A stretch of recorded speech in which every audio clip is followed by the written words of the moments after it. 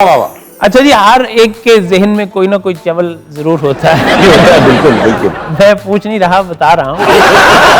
मैंने यूं ही कह दिया वो चवल है। वाह, मैंने यूं ही कह दिया वो चवल है। और फिर साबित हुआ वो चवल है। मैंने यूं ही कह दिया वो चवल है। हाँ, फिर साबित और हुआ। फिर साबित हुआ वो चवल है।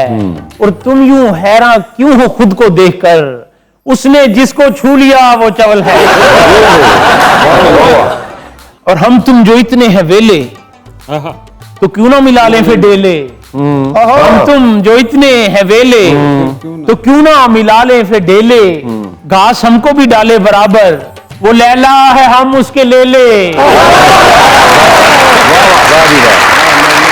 लैला आकर पर एक कतार फिर इजाजत के, मुझसे पैसे भी खाए जाती है और आंखें दिखाई जाती है। ये हुकूमत का कारनामा है, दिन में तारे दिखाए जाती है। मैं जिसे मोर नहीं बुलाता हूँ, मुझको उल्लू बनाई जाती है।